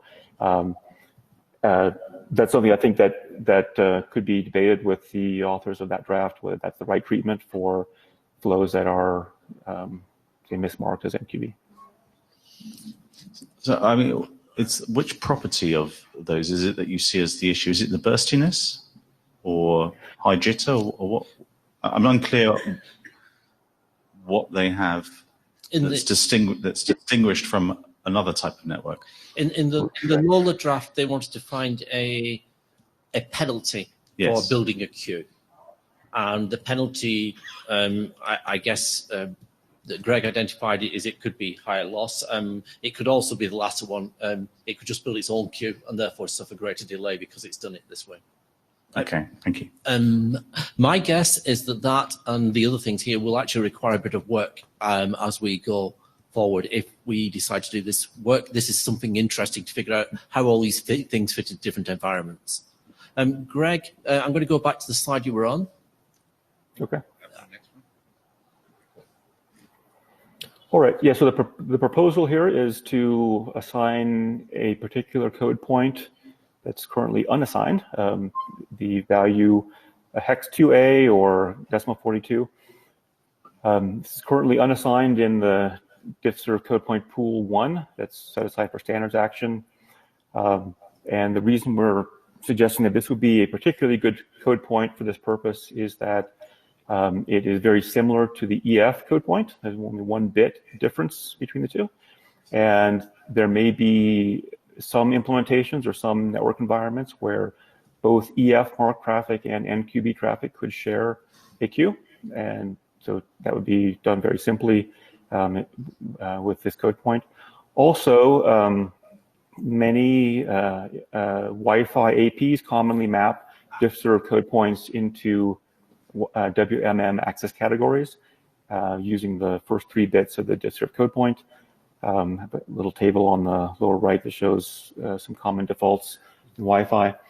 And so this choice of this code point would, again, align it with EF, expedited forwarding, as well as voice admit and CS5 in going in the video access category, which is a lower latency media access on Wi-Fi as well.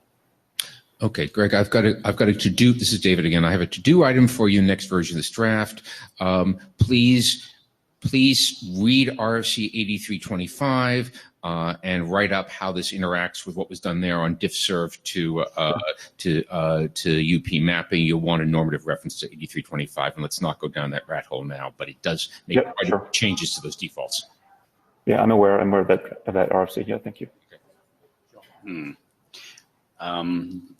This may be addressed by the chair's comment just now, but I'd just like to ask about an NQP is not supposed to be a priority mechanism, but this mapping to video does give it priority on Wi-Fi. Is that a concern? So Wi-Fi scheduling is, for better or worse, only defined in terms of these 4 access categories commonly. There are extensions for additional quality of service mechanisms that my understanding is are not widely implemented, if at all. And so this is kind of a way that this mechanism would fit into existing Wi-Fi quality of service mechanisms, WMM. It wasn't the goal really of the definition that NQB exactly aligns with the way scheduling is done in Wi-Fi APs and Wi-Fi stations, but it's kind of a useful byproduct, I think, of that. Fair enough. Again, another one we'll have to pick up with as we move forward, I think.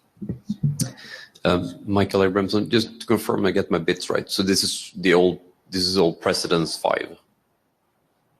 This is next EF. I don't think we should bash the code point. I think we should tell Greg, if you propose any code point here, it's going to have to be bashed by people from various perspectives, not just the lower layer mapping. So we're having that discussion later. We should keep that one to later. We will find a diffserv code point that works for you, Greg. And thank you for the offer of this one to start from.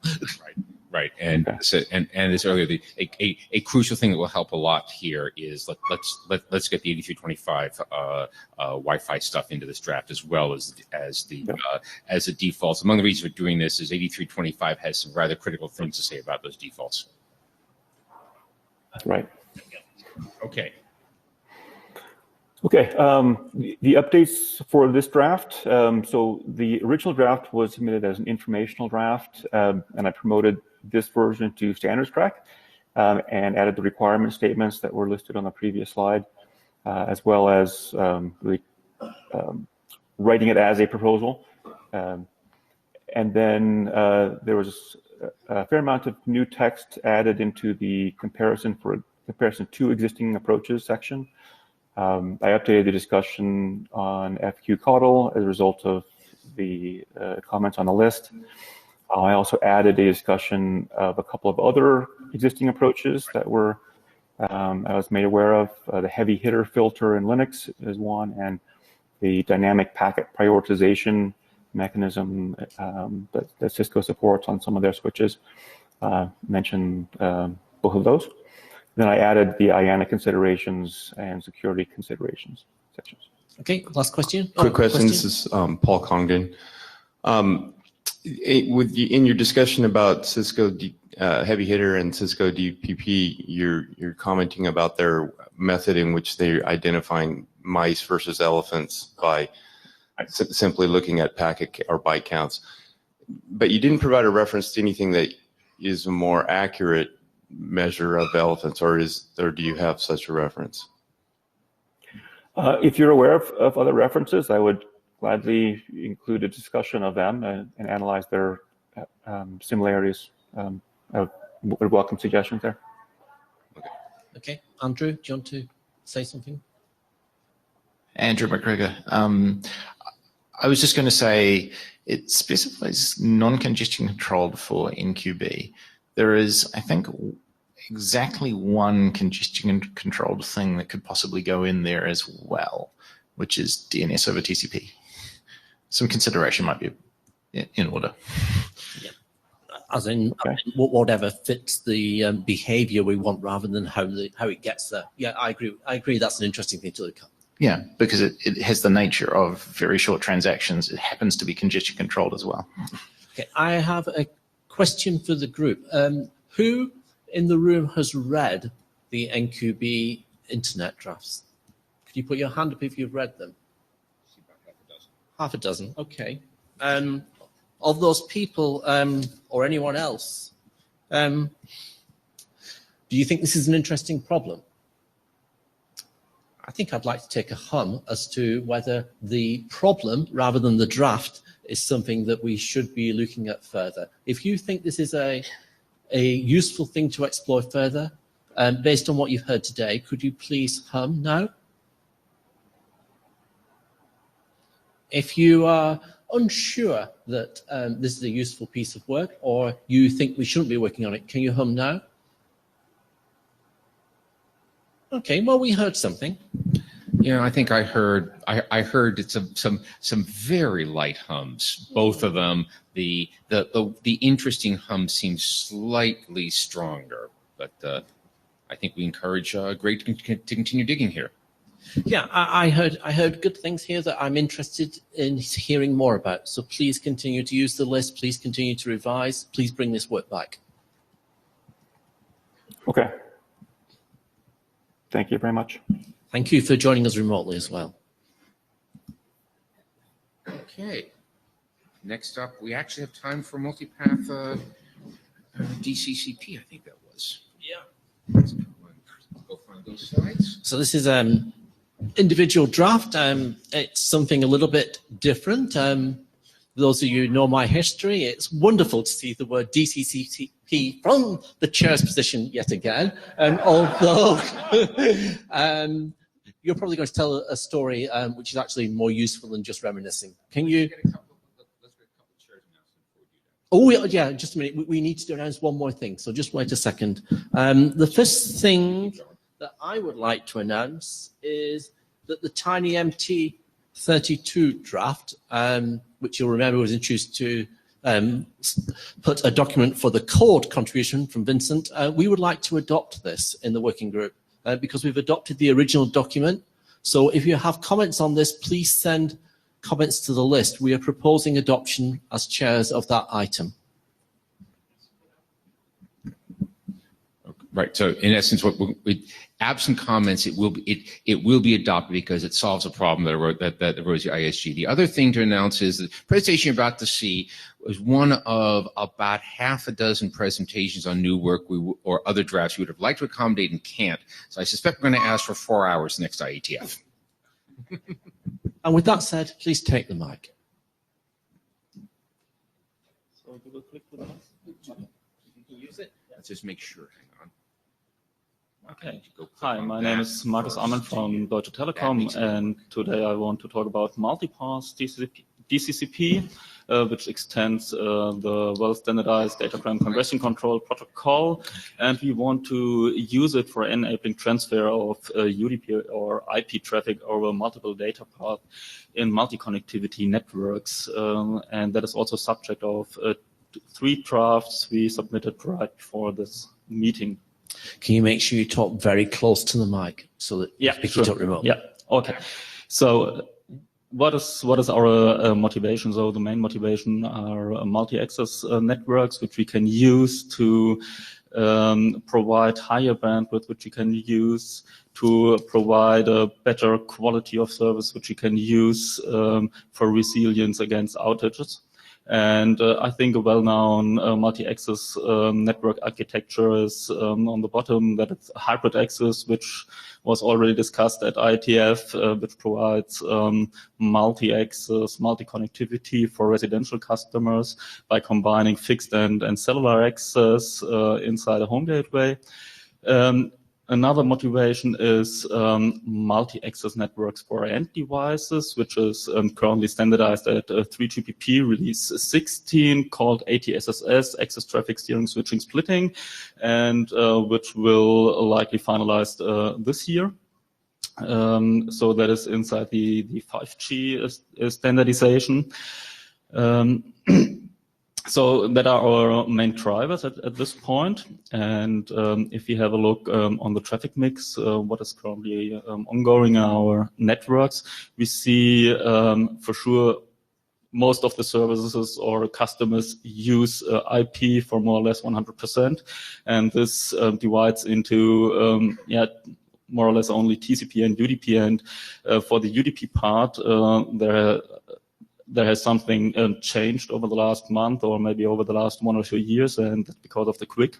So the formerly dominating TCP has now a competitor which is called QUIC and which is transported over the UDP.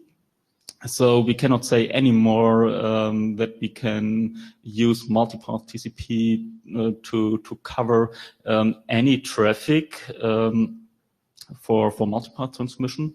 So we need something else. So, but first of all, the demand, what we see, multi-connectivity should cover the whole IP traffic mix, in which, as I stated, TCP loses its dominating role because of QUIC. So what were our findings over the last years? So multipath TCP in principle is a good candidate to enable the TCP share for multi-connectivity. A finding from multipath TCP is that it's congestion control and power beneficial traffic splitting. Multipath support for UDP or even IP does not exist so far. UDP or IP encapsulation into multipath TCP, that was something that was discussed some years ago, is not an option as it would impose reliable in-order delivery.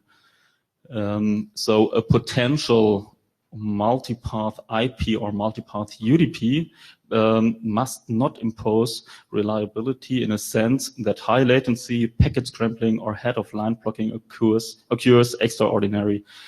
Otherwise, we at least assume it breaks the UDP and IP principles on transportation and service expectations. Is there a question? Yeah, I just wanted to say thank you for bringing this up. Spencer Dawkins probably is an individual on this. So the suggestion that I could make fairly early in this conversation is be thinking about whether you need multipath IP or whether multipath UDP would be everything you'd need. The high order bit for me is that this is a hard problem, and solving it once and letting transports use the one way you've solved it would be a great thing going forward if that's workable. So that could guide you towards a multipath IP idea.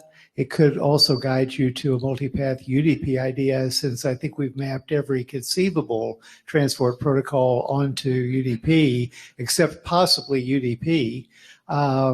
So I'm not sure that it makes a difference. And at my level, I'm not sure it makes a difference which way you go, but it might be helpful to you to investigate which way to go, whether you could pick one way to go and which way to go would be best. But like I say, I'm really excited by this, and I'm the guy that chartered QUIC to do multipath mumble years ago, and we've held off on it because it's hard. Yeah. So if it was possible for somebody to work on this without annoying the people in the QUIC working group and every other working group that is going to want to do multipath, this seems like a really helpful suggestion, or maybe a good place to dig for a while. Thank you. Yeah, thank you for your comment on this. But multipath QUIC or QUIC is also part of my slide set, so I will come to this right now. Yeah, why not using multipath QUIC instead? so far multipath QUIC, from at least from my perspective, is a reliable and end-to-end encrypted protocol. And its application for enabling multipath transfer for UDP or QUIC traffic only works if we apply it as a QUIC tunnel managed by multipath QUIC. So that is depicted in this picture. So I don't see any other option currently, which is mainly given by the end-to-end encryption from QUIC. And if we would do so if we would apply a QUIC tunnel to provide multi-connectivity, this would mean, from the current perspective, we have useless encryption, which requires resources. If we would send UDP as guest through a QUIC tunnel, or through multipath QUIC managed QUIC tunnel, then it turns UDP into reliable transmission. If we would send even QUIC as guest, then we have encryption over encryption, then we have flow control over flow control, congestion control over congestion control, and so on. And that also fits for if we would send TCP through QUIC. Then, as I said, we have this flow control over flow control and so on. So I think that should not be the preferred way to go. Or we have to change QUIC and multipath QUIC. So that I have in the backup a slide, so you can check this offline, what we propose to change QUIC accordingly. What we propose is multipath DCCP and a framework for it. So that is subject of the 3 drafts, so maybe you can check it. So more or less we can compare it with multipath TCP. So multipath TCP managed several TCP flows. And we say now, okay, instead of using TCP, we switch to DCCP. So multipath DCCP managed several DCCP flows. And if we put this inside a encapsulation scheme, encapsulation framework, so that is a subject of the second draft we propose. Then we make it UDP or IP capable, so you can just decide by routing if you want to use the multipath DCCP. So whenever we send an IP or a UDP packet towards this virtual network interface, then we bring it to multipath DCCP. So multipath DCCP can decide where to send this packet, maybe over here this exemplary DSL and LTE. And then we encapsulate it into the respective DCCP flow based on the scheduling algorithm we apply. And then on the remote side, then we have to apply some reordering mechanisms, and that is, compared to multipath TCP, something new, and that is where we have to put the intelligence. And the last draft is dealing with how we can traverse middle boxes which cannot handle DCCP, and that is pretty much likely in the internet today. So most of the middle boxes we can assume will not handle DCCP, and maybe they even block it. So we found a solution, or we propose a solution to change the DCCP header. So send it through a converter, rearrange the header a little bit without losing any information, without introducing extra overhead, so that it looks like UDP, that we can traverse any middle box which exists today and which understands UDP, or at least accept UDP. So just to give you some facts or a summary of what we have already reached. So in principle, we can say this architecture is IP and UDP capable and leverage the standardized DCCP. The architecture can be applied for load balancing, for seamless handover and traffic splitting. So exactly what is addressed, for example, in this 3GPP ATSSS. It does not impose any other transport characteristic than congestion control, and that is pretty important if we talk about IP or UDP transmission. It would not be supportive if we would apply flow control or reliable transmission. It uses DCCP tunnel per path, leveraging the congestion control for efficient multipath traffic distribution. So that is similar to multipath TCP. So more or less we can state that the sender side of multipath DCCP is like multipath TCP. A prototype is available Linux-based. So we implemented everything in the in the Linux kernel. But it is not published yet, so it's just an internal prototype, and we're covering all the three IETF drafts inside this prototype. The implementation further comprises a modular scheduler scheme, as you have seen in the picture. So we have several schedulers implemented, and as I said, it's comparable to multipath TCP. And that is new. We have also a modular reassembly scheme, so we can apply different kind of reordering schemes. And that is the critical point for multipath transmission of unreliable network protocols like UDP or IP. NF3 implementation and further prototype optimization is done in cooperation with Karlstadt University and City University. So there's already something available in NF3 as well. Yeah, summary and outlook. Yeah, it is challenging, and that was, I think, what you have already stated, to develop a multipath protocol for transmission of unreliable traffic like UDP and IP. Compared to multipath TCP, as I said several times, the reordering becomes the critical part. A Linux-based prototype was developed and evaluated successfully, and results will be published soon as a paper. Independent of the multipath TCP proposal and its success here at IETF, if we would go for a quick or a multipath quick solution to cover multipath UDP transmission, the challenge for unreliable multipath quick is exactly the same, and could profit from the multipath TCP findings we already did. And my expectation today is to get some feedback from you, to have maybe an intensive discussion on the Tsvwg mailing list. And maybe I have the chance at the next IETF to give you an extended presentation about what we developed, about the findings, and so on. Just before you put some questions, I just want to show you. So there's a backup slide addressing what has to be changed from our view for quick and multipath quick. I think we should cut the slides because you're eating your own questions. Okay. Please look at the slide deck. Please give short questions or short observations, please. Go ahead. Hi, Alan Ford, we said at the couple of slides, you've said about how reordering was an issue, but this is an unreliable transport, so I'm confused. Where can you remember where I said the last slide? The last slide. And again, Gary. Sorry. And again. That one. Reordering becomes a critical part. Yeah.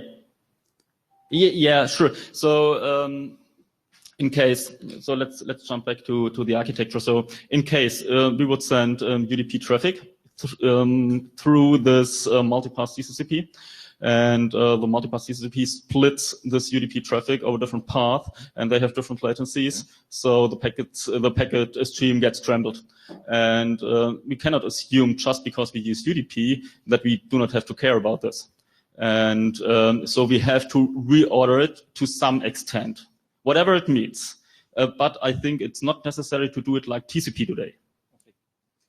So random order is bad, but you don't need perfect order. Interesting semantics. Tom Herbert. So just one quick comment on implementation. When you go to try to put this into Linux, please look at multipath TCP and the trials and tribulations that they had trying to get that into Linux. I think you'll save yourself a lot of grief if you look at that. Yeah, thank you. Spencer? Specifically, I was up here to say the same thing. Specifically, the TSV Area 102 presentation about the trials and tribulations of trying to put this in the production Linux kernel.